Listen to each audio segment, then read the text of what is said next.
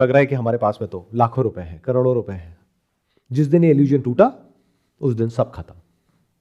ये दिन तो आएगा ही दुनिया में, बट अब सवाल उठता है कि दिन कितना दूर है। It is not a matter of कि होगा या नहीं होगा, होना तो सर्टेन है, कब होगा अगर वो आप प्रेडिक्ट कर पाओ तो बच सकते हो।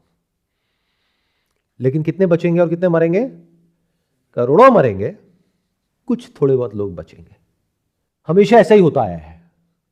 पेपर करेंसी की शुरुआत कहां से हुई, किसी को आइडिया है? चाइना से। फिर ये धीरे धीरे पूरी दुनिया में फैलने लग गया। और ये जो पेपर करेंसी है, that used to be a contract.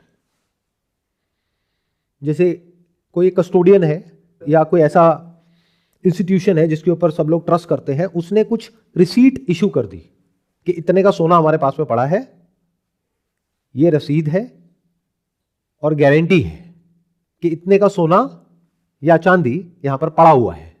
फिर लोगों ने आपस में उस रसीद को एक्सचेंज करना शुरू कर दिया, और जिसको भी चाहिए वो जब चाहे किसी भी पॉइंट पे उधर उस कस्टोडियन के पास में जाएगा, उस रसीद को देगा और उतने का उसको बदले में गोल्ड या सिल्वर मिल जाएगा।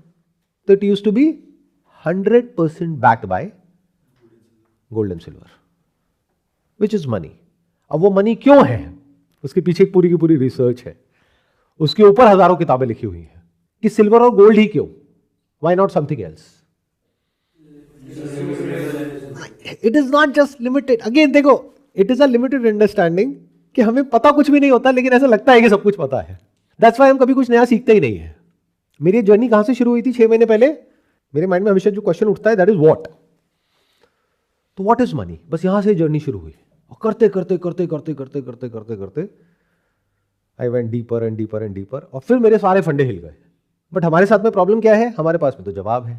स्कूल में, कॉलेज में ऐसे तो आपको तैयार किया गया है, हर सवाल का जवाब है। जिसके पास में जवाब है वो इंटेलिजेंट है, जिसके पास में सवाल है वो बेवकूफ है। जवाब कहां से आ रहे हैं? किताबों से आ रहे हैं। किताबें कहां से आ रही है?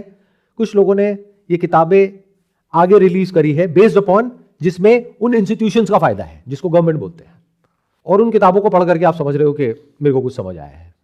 जैसे आपने कहा कि गोल्ड और सिल्वर लिमिटेड है, इसलिए वो ग्लोबली एज करेंसी चला। अरे तो लिमिटेड तो और भी बहुत सारी चीजें हैं जो उससे भी ज्यादा है, तो वो क्यों नहीं? Why gold and silver? There are other metals which are more in scarcity than gold and silver. Why not that?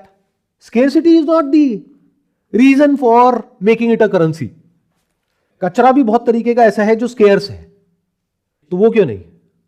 तो there are multiple reasons for it.